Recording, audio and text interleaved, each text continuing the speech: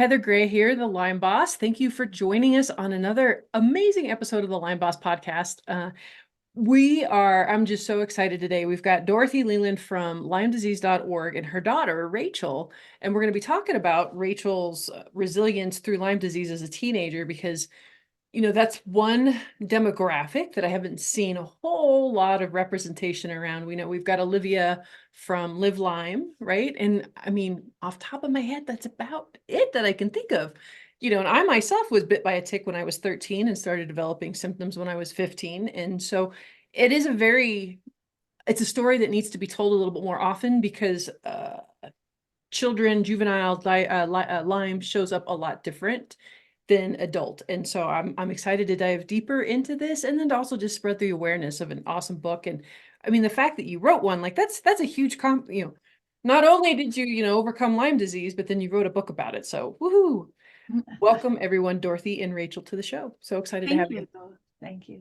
Yay. So why don't you tell us a little bit about yourself? I mean, Rachel's probably going to end up talking a little bit more. So actually, why don't we start with Dorothy? Why don't you introduce yourself a little bit and tell us kind of what you do with LymeDisease.org and all that jazz. Okay.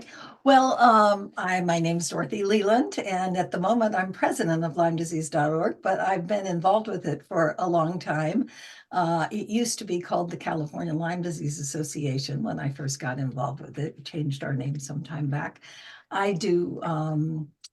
got involved with it because my daughter became very sick when she was 13.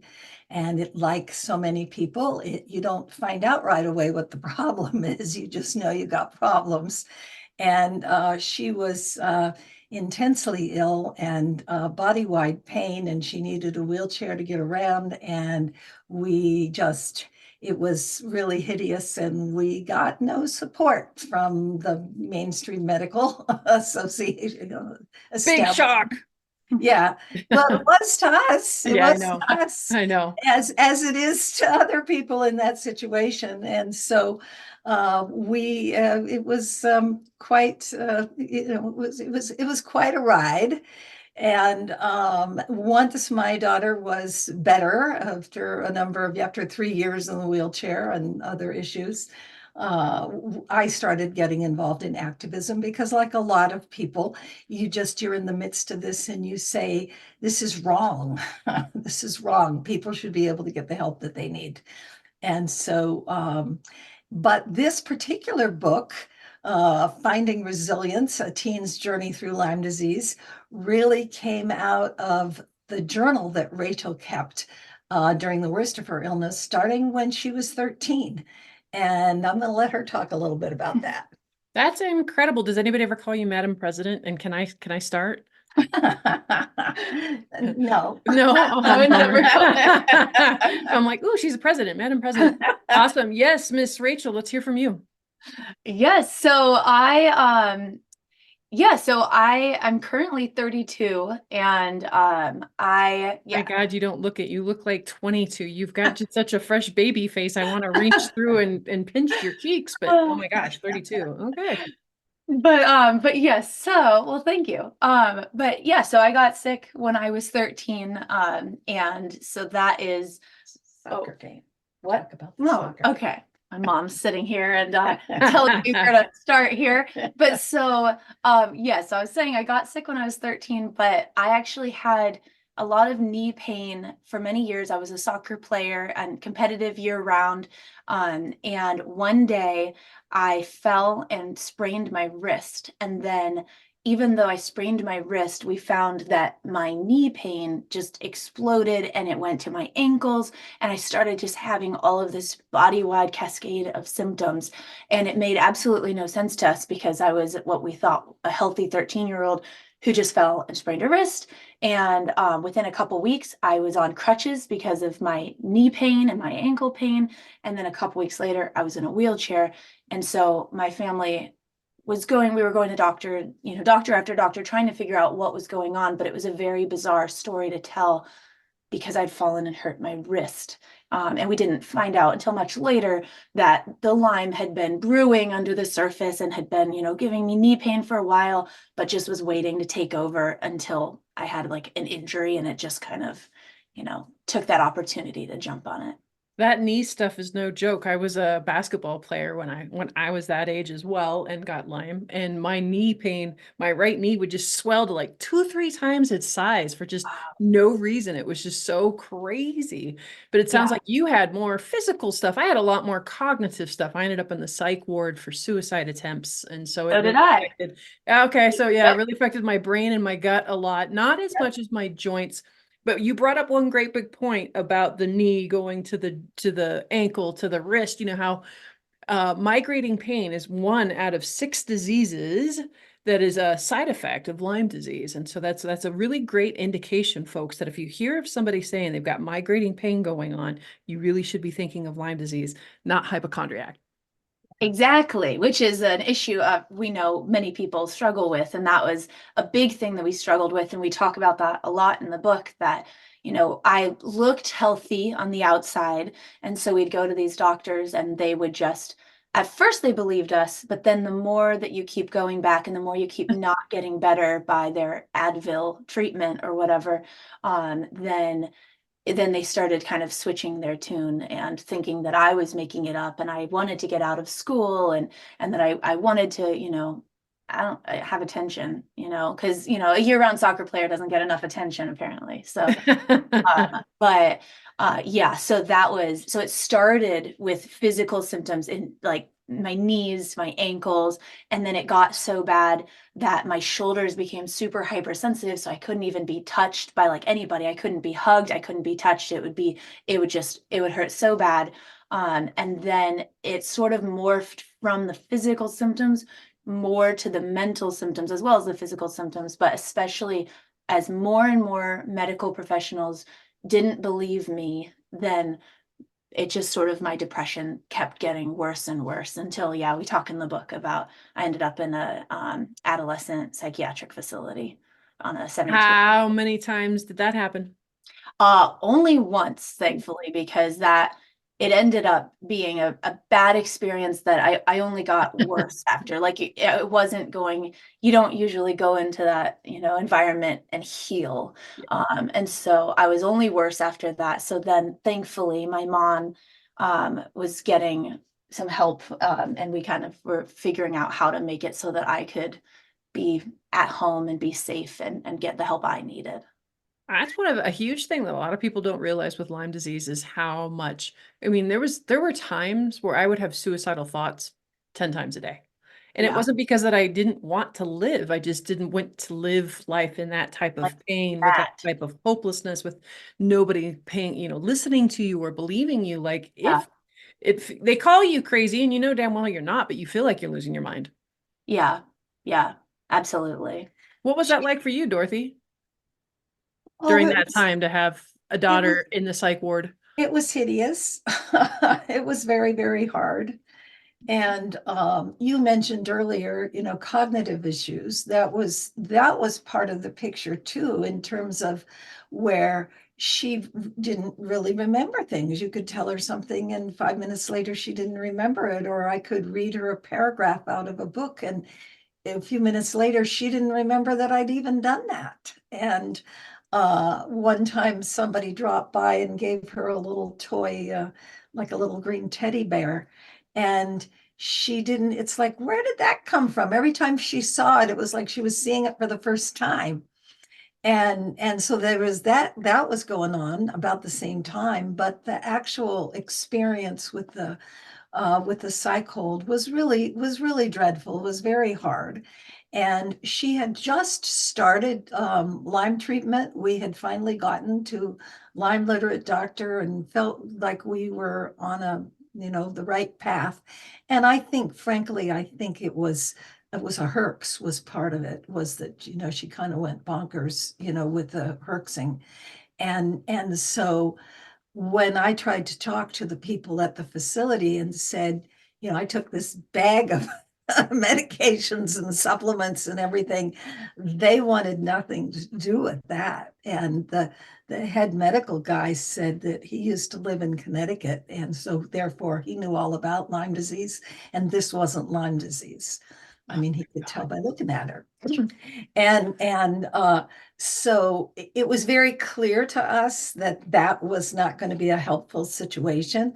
And it was at that time that, on the recommendation of our doctor, I had gotten in touch with Sandy Berenbaum, who is was a Lyme Literate psychotherapist that specializes in families with Lyme disease. She's on the East Coast. We were on the West Coast. I thought, how is somebody on the opposite coast going to help us?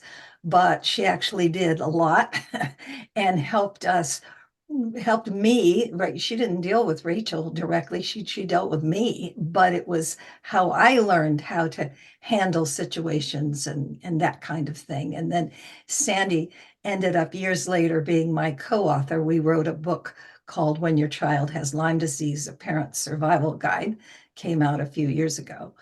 But there's just, well, I could go on and on, but you asked how was that experience? I think dreadful is. No, absolutely, absolutely. You know, I have a kid who had celiac from a very young age and unexpected, mystery symptoms that doctors couldn't figure out. It only took us about 6 months to get him diagnosed. It took me 27 years to get me diagnosed. I didn't have a mama bear like you did that fought for me. I kind of had one that dismissed me and gaslighted me as well. So God bless you for having a mama bear the way that you do, so that you didn't I have to know. suffer I'm as long. very lucky. How long did it take you to get a diagnosis? It was about 9 months. Yeah, about wasn't it? 9 months, which seems like incredibly long in the moment when, you're going through all of these things and being gaslit and told that you're making this up and having my parents told, like, don't be coddling her, don't be letting her use a wheelchair, everything. So My that God. seemed like a long time, but we know people, that took many, many years to get the diagnosis. So I'm grateful it was at least only less than a year. In the Lyme Yeah. world, that seems short. I know. But when you're living it, it seems really long. Yeah. Well, and I never ended up in a wheelchair. So, I mean, I couldn't even imagine ending up in a wheelchair. So I believe that would feel like a lifetime, right? Like, especially at 13, being stuck in a Well, wheelchair. and you don't know why. You don't have anything that you can tell people this is why, because then it would feel so much better. But if you don't have words to put to what's going on, Did Munchausen syndrome ever come up? They ever look at you like that? Well, that phrase was never mentioned, but there was definitely times when the doctors were looking at me askance. And at one point, because when I started asking questions about Lyme disease, they were like, there were some very important doctors that sat me down and told me that I was part of the problem because I had this, one of the medical records said mother has unreasonable, expectation that her daughter has Lyme disease. Did you lose your shit on them? Oh my gosh, Dorothy. It was, so, but, one of the things, and when you're in the midst of it, you think you're the only person in the world that's happening to. And then later, now with the advocacy work that I've gotten involved with, it happens over and over and over. And that's what has to change. That's what has to change. This can't be the status quo anymore.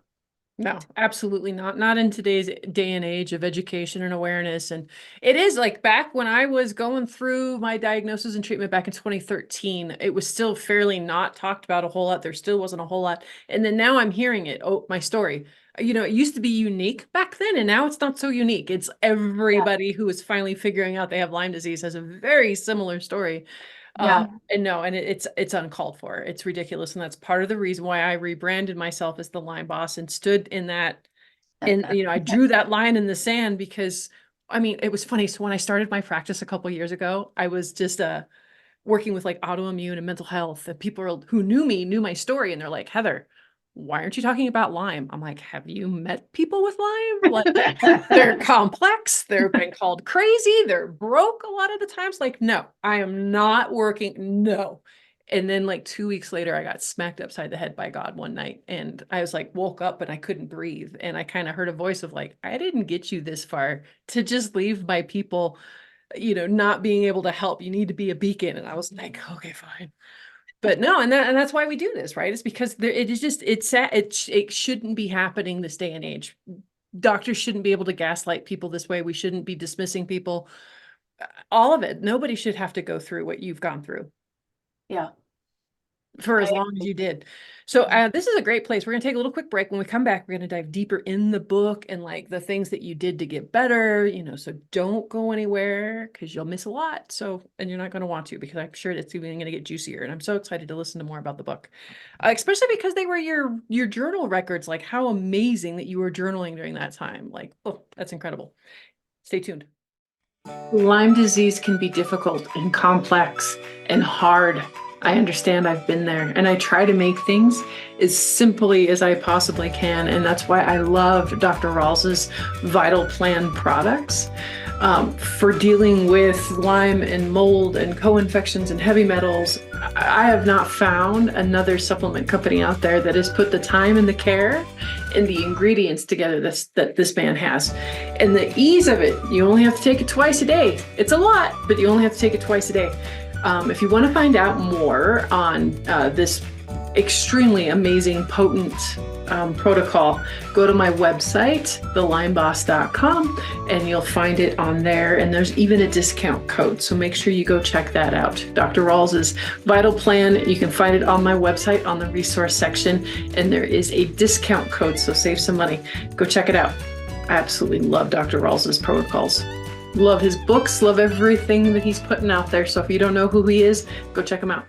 Yay, welcome back, everybody. Let's dive deeper into, what you did to get better, Rachel, and what did that story look like, that journey look like? And let's talk a little bit more. Let's dive deeper into your book. Yeah. So, so which part do you want first, the getting better or the book? Getting better. Okay. So it was, so I got sick when I was 13, and then we finally, as we said, after 9 months or so, we finally found ourselves able to work with a Lyme Literate doctor who was amazing. The first doctor who ever believed me, who ever sat and listened and actually took notes, and like what we said, he just believed just right off the bat, which shouldn't be something you're grateful for, but it was. And so, so we began working with him. And he had warned us that we went the antibiotic route, which I think back then was also kind of more of the main thing. Now you kind of have all these different routes to go. We went with long-term antibiotics, and so then we had been warned that I was going to get worse before I got better, but we had no way of understanding what worse could mean. And so I pretty shortly after starting antibiotics just tanked and got so much worse physically. I was at that point, I couldn't sit up straight or lay down flat and breathe. And so I had to 100% of the time be in a hospital bed that we'd rented for my room. And so I just was out of school, just in my hospital bed the whole time. My mental health was deteriorating, and my cognitive, everything was just imploding. And so things got really bad. And that's when the psych hospital happened. But then we just kind of kept plugging along, and we've tried a bunch of different treatments, and it's hard because people are always like, what is the thing you did that got you here? You say it doesn't work that way. We did everything, and it's hard to tell which things helped. Sometimes you can be like, oh, that made me worse. But sometimes it's like, maybe it helped, maybe it's a combination. But some of the things that we did were hyperbaric oxygen chamber therapy. We talk about that in the book. My mom and I moved 2 hours away for 2 months to do hyperbaric every day. And we felt that helped. Well, my mom felt at the time that it helped my mental and neurological, cognitive issues. I was mostly focused on the pain all over my body, which was not helped by that. But looking back though, especially looking back in my journal, I can see the difference in after the treatment in terms of me not having all the same cognitive issues I was having before. But so then after that, I mean, we did PICC line for IV antibiotics, and what ended up being the biggest change that was quite obvious was when I began 3 years after going in the wheelchair, I began working with a special chiropractor that did just focused on the very top of the spine, like Atlas. yeah, the Atlas. Upper cervical. Yeah, and so he had been actually seeing a friend of mine who had Lyme, and she recommended him. So we began going there. And that after 14 treatments, I began walking. And it's just like it turned off the pain. Like it was like everything we'd been doing just wasn't going after the pain. It was like going after everything else. And so when working with him, he did various x-rays, and he was able to see that my neck was quite out of alignment. And he was saying that, your brain can't communicate with the rest of your body. So all of these things that you're doing, they're not as effective because you have this block that's got to be, it's got to be fixed. And boy, that chiropractic is still extremely important to me to this day for my continued well-being. So that was one of the biggest things that we had done that helped me. That's awesome. And then you brought up a really great point of maintenance, right? So many folks that are like, when can I go back to, fill in the blank? And a lot of times it's like, well, you really can't, because sometimes that was the part of the problem that kind of led to this cocktail of you getting sick to begin with. And two, you've kind of got to put some sort of maintenance in place to take care of yourself. I think once we've had this critter so virulent in our body, it really leaves us up to more susceptible to so many things. And we have to be more, be better advocates for ourselves, take care of ourselves differently than, the regular Joe Schmo would. And because otherwise we relapse, right? Or we have other things come back. So thank you for bringing up that, you're still doing chiropractic care, that you didn't just get better and you stopped, right? Yeah, no, maintenance has been huge. I mean, that's like the key to for me to a happy, successful, healthy life, is making sure that I stick with my massage and when, I mean, not my massage, my chiropractic and also massage. And like, when things come up, I'll do acupuncture or whatever, and getting on top of things, like even like, if I get the stomach bug or whatever, like treating it seriously and making sure that I'm, getting nutritional IVs or doing whatever I need to do to get over that, so that does not then leapfrog back to a little relapse or something like that. Absolutely. Absolutely. That's awesome. So with your mom already have written a book, I suppose that's kind of probably what's inspired you then to get your story out there. Would that be fair to say, or no? Well, no, actually. So I, not that that wasn't fantastic, but I started my journal when I was 13. It was my mom's idea. Life was just falling down around us. We had no idea what was happening. And she said, I think you should start a journal and just document everything, that's going on. And so I wrote in it basically every day, sometimes multiple times a day. And I kept that journal throughout the years that I was in the wheelchair and at my sickest.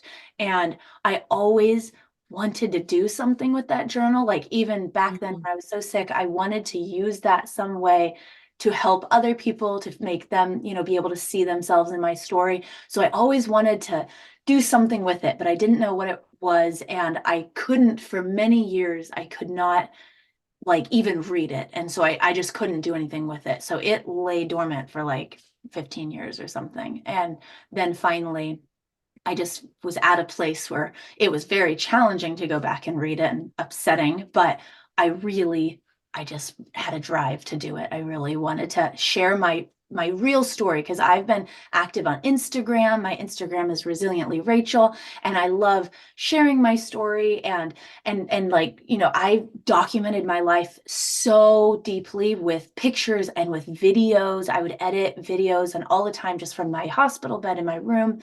And so I had so much footage. So I love editing it together and, making videos for my Instagram, but that wasn't the full story. That wasn't talking about how dark things got. It had a more positive slant, and that's fantastic. But I wanted people to know what actually happened too, because like some stuff went down and I wanted it to be documented. That's awesome.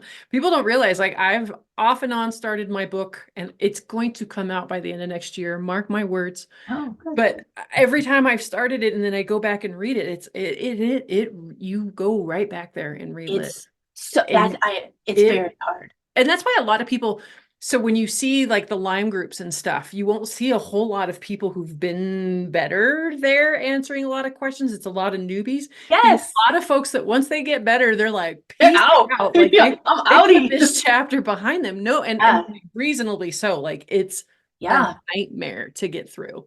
But yeah, so so kudos to you for revisiting that because it is tough. Yeah, it's revisiting. We worked on the book for almost 3 years, kind of like 2.5 years. And I mean, you are just going back to the worst times of your life over and over. And it really, your brain doesn't really know that you're a healthy 32-year-old. When I'm going back and reading those things, I feel like I'm a very depressed 13-year-old. And that is a weird thing to have to deal with for like 2.5 years. Especially this year was really hard when we signed with our publisher and we had deadlines and it would be like working all day on it. I had to take breaks and try to take care of my own mental health and remind myself I was well past what that book was. Right. It's in the past. It's not now. I had not read Rachel's diary. I knew she was keeping it. But it was, that was her thing. She started out writing it in a notebook. Eventually it was on a computer. And once in a while over the years, she would share a segment with me. But in terms of the whole thing, there was stuff in there I didn't know in terms of her thoughts and inclinations during that time. And so it was really just a couple of years ago that she was living in Arizona, I was in California. She was saying, I'm going to write my book. And so she came home to visit and she brought a draft of it. Obviously, it's not all 500 pages of the original. You take things and you work with it. And it was very touching, and some of it was, a gut punch, but there were parts of the story that she didn't know about. Her 13-year-old self didn't know all of the things that were going on behind the scenes with doctors and that sort of thing. And so, we talked about that and we finally decided that I would write certain passages. So the book goes back and forth. It's mostly hers, but then there'll be a passage from me. And the publisher set it up in a way so visually you can tell it's me. It's kind of a shading behind it. Yeah, shaded box. And a little different typeface. But it allowed us to go back and forth. And I could give the mom's perspective of what was going on. And so I really, I think it worked. Yeah. I think that was makes it powerful, and no one else has done that in the Lyme world. You just gave me goosebumps and almost brought me to tears. Like that's beautiful. And I did admit that I have not read the book before this we did this thing. I'm a little swamped right now, sadly. And so I'm learning about this at the same time you guys all are. And yeah, I'm getting goosebumps and being brought to tears because that's just beautiful. Like to be able to fill in the gaps of, oh, actually, this was what was going on, why you were feeling this and how differently that puts things in perspective. I just think that is so freaking cool. Yeah, it's really unique. And we fought for that when we started working with our publisher. They were, because it's not the way we did it. Isn't really, I guess, typically done that way. And they were wanting to either have her be at the end of chapters or have her own chapters. And we fought to be able to go back and forth in real time. And we're really grateful that we did that because it came out exactly how we wanted it. That's so awesome. Well, you two are badass. I'm excited. This is awesome. So all right. So tell us, so then the book came out when? October, like mid-October this year. So it's just been out for a couple. Brand new baby. So months. Yeah. We're recording this in December, and actually I'm going to push you guys ahead of the line of some other people. And so it actually will come out in a couple of weeks. Okay, cool. But, so still pretty baby. So what kind of differences? How's your life different since the book came out? Well, it's been fun. We've gotten actually a number of reviews, a bunch of people reading it. And it's, I wanted to write the book specifically because I know as a kid that was sick, I didn't see any representation for my life out there. And I knew that I wanted to be able to like jump into someone else's journal that was in my, living my experience. So I wanted this book to be something like that for people. And we've gotten some really good reviews from people that it really affected. And so I'm excited about it. It's been fun, and it's just been new, and it's just kind of exciting. It's also wonderful to be done with it because it's like, we kept having to read it over and over those last couple months when, the editors would make changes, and I hit my threshold for being able to do that. So it's been nice that it's out and I can see it and it's beautiful. And my husband took the picture that my face is like cut in half. Have you seen the book? I have not. No. Oh man. Do you have one? So it's in the other room, but it's Go grab it. Okay, I'll go grab it really quick because it's really cool. No, it's exciting though, Dorothy. So like in the next year when things start to unfold more, like what are your kind of goals for the book? What do you plan on seeing happening? Well, it's just, as she was saying that, we just really want, we want that voice to be out there. And that when people are looking for things here, she's back with this. You can keep saying what you're saying. Well, just that there is, I think actually the issues of teenagers with mental health challenges and possible suicidality, that's a huge issue. That is a huge issue. And, certainly probably familiar with the work of Dr. Bransfield, a lot of people with Lyme disease commit suicide. And it's that, it's a hard issue, but I think one of the real values of this book, it's in the moment. It's what that 13-year-old is thinking about in the moment, even though she's editing it a couple of decades later. It's still, there's that very important voice. It's written in a 13-year-old's voice. Yeah. And I just think that is that there are a lot of we need to hear that voice. We need to hear those voices. And there are other teens that, whether it's Lyme disease or it's something else, there's other teens that have those kinds of challenges. And we have to start normalizing these conversations and stop with the stigmas and the taboo and the BS, because as this society just keeps getting sicker and sicker, our adolescents are just falling through the wayside, and it's deplorable. It shouldn't be happening.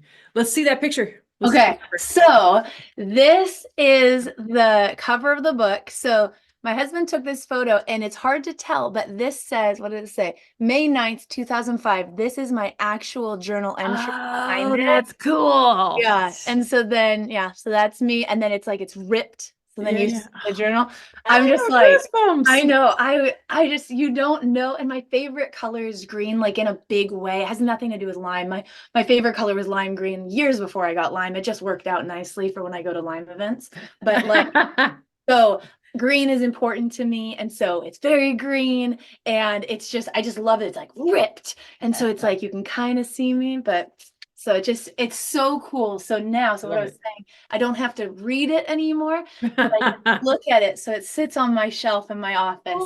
And that's me. That's awesome. That's awesome. Hey, I forgot to ask. So did you remember getting bit by a tick, or where did you pick up your little critter? Our little critter is such a nice way to put it. Dexter over there. No, I mean, we did a lot of camping and hiking and stuff. But I was never aware of it, but I had symptoms that we later went back and kind of looked at, and we think I probably actually had it since first grade, because that's when I started having weird symptoms that didn't make sense. So we were never actually aware of a tick bite. And you were in California, right? Right. Yeah. And Lyme doesn't exist in California, right? So we're told. Yes. So we're told.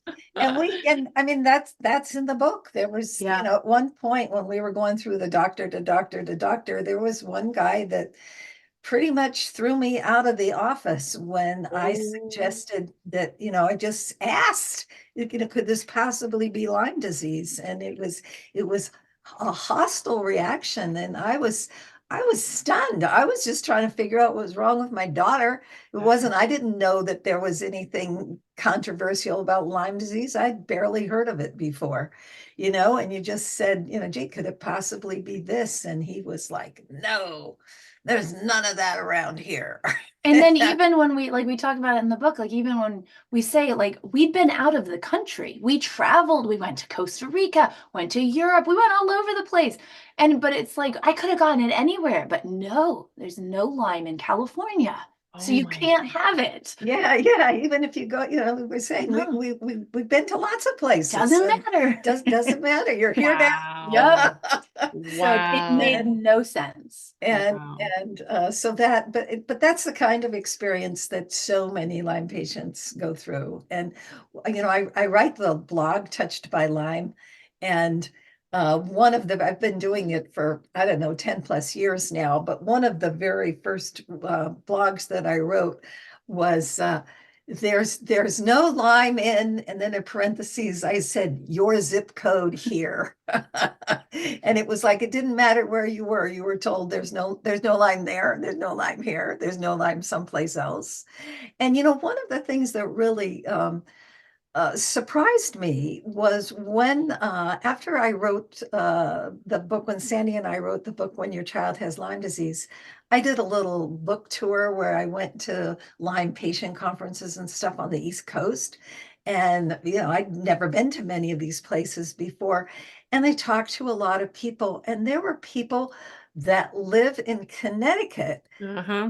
told me that when they went to the doctor said, oh, no, it's not, couldn't be Lyme disease. You don't have Lyme disease. It's not And- named after here or anything. Yeah. And so there's something very bizarre going on. And in a unrelated thing, years ago, a neighbor of ours, her niece went to Mexico, and when she came back, she was extremely ill, and she ended up being in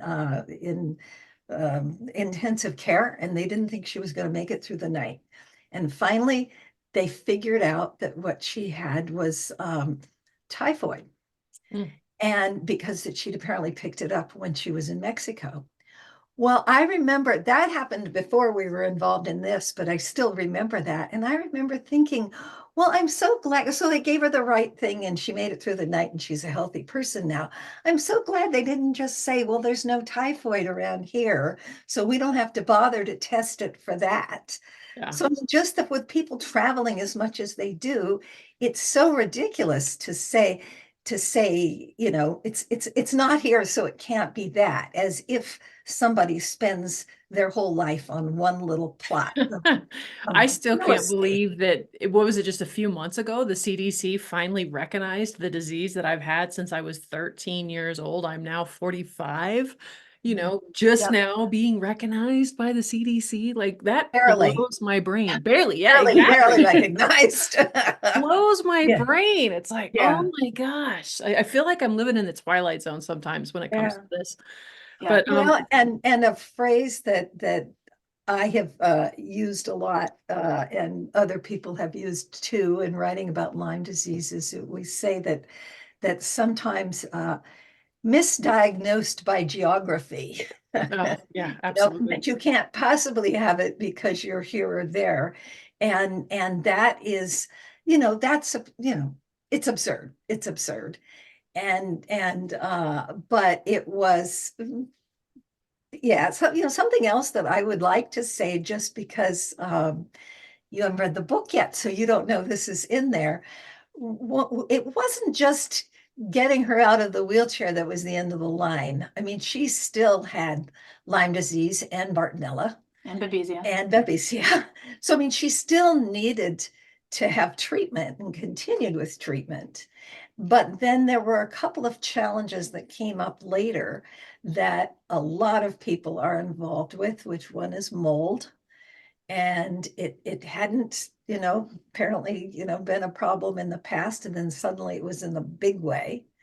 And then the other problem that I'm going to let you talk about, My food and chemical sensitivity. yeah, and Yeah. DNRS. So when I was treating the mold, I suddenly became had a lot of chemical and food sensitivities that just kind of came out of nowhere. I had not had that before when we were just treating Lyme, but then with doing all the mold detox, my body just kind of, had some issues. And so even after we were done with most of the treating the mold, the food sensitivities and the chemical sensitivities just were getting worse and worse and worse. And my doctor, I had a great medical team, and all of my doctors were trying to figure out what to do about it, trying different meds, trying different elimination diets and everything, but nothing was really helping it. And then finally, a number of different people suggested that I do brain retraining, the dynamic neural retraining system. And so I did that, and that ended up being a huge piece to the puzzle, specifically for the mold and the food, but also just it also just sort of helped in terms of just helping consistently having good health, when before I'd had all these weird things kind of always popping up. And then after DNRS, it just kind of became so much more smooth sailing. You're So speaking my language, sister. That's like the one thing I scream at the top of the lungs, that if you do not dial in that nervous system, you will relapse 110%. I did it like the good little functional practitioner that I am. I would follow my diet to the T. I would take my supplements. I would do all the things. All the things. And then 6 months later, I'd crash and burn, and I'd clean myself back up again. And then 6 months later, I'd crash and burn until I retrained my brain. And so huge piece, folks. And Gupta, DNRS, somatic experiencing work, breath work. Yeah, that's the thing. There's so many different things. And so it's not just, you don't have to do DNRS. That's what I did, but there are so many different programs. There's so many different ways. So yeah. Which one did you do, Heather? So I actually teach somatic experiencing work. I teach breath work, and then a lot of bioenergetic work. So like this little guy here has got a stress and anxiety feature that helps retrain the system. So I like coming at things from a couple different angles. Yeah. And that's what I teach in my programs. But it's sad because like I had a client once, but we're trained, right? We're brainwashed in this industry that there's a pill for every ill. And so anytime my anxiety's through the roof again, Heather, what can you, what supplement can you give me? And I'm like, did you do your breath work today? Did you do your somatic experiencing work? No. Did you go out and ground today? Did you go out? No. I'm like, I'm not giving you another supplement. Like, stop, dismissing this work, because it's simple, right? Yeah. It's simple, but very effective. And it kills me how many people want to just bypass that and go straight to more time consuming, you have to, it takes time and dedication, because I know, if only there was a pill, like a little DNRS pill, take it. I don't care how good, give me a horse pill. So so that was a huge thing. And I still come back to that when, when bumps in the road happen, and it's like, let's bring out our toolbox and let's do some more stuff with that. So. I just had an MCAS response to kava and was head to toe covered in hives just 3 days ago. No. It was nuts. I've never experienced anything like it. And my doctor asked me, because sometimes we can't always see what's right there on the end of our nose. My doctor asked me, what's your stress level like lately? And I was like, I'm like, okay. So pull back out my tools, right? Where's my breath work? Where's my stress and anxiety? Let's pull, where's my essential oils? Yep. I love essential oils. All right. So that's another tool in the toolbox. Just all the things. And it's amazing. Just in 2 days later, I was on steroids for 2 days, and then that was it. And then I've been great ever since. So just a friendly reminder every now and your body will give you those friendly reminders. If you're not paying attention and listening, it will make you stop and pay attention. And so that's kind of the other cautionary tale that we're trying to tell you folks, no matter how common a symptom may be, it is never normal, right? It's always your body's check engine light coming on saying there's something wrong. I like that. Yeah. So, and all too often we take a piece of tape, and put it over that check engine light with those over the counter stuff, right? And we keep going until something bigger happens. But So Yeah. what's like the one thing that you want to leave people with as we wrap up? And then also, where can people find your book? Yes. So, okay. So they can find our book, well, everywhere. I mean, it's on Amazon, it's on, Barnes and Noble online, like any online retailer. I mean, if you just type in Finding Resilience, A Teen's Journey Through Lyme Disease, it'll pop up. And then what was the other thing you said?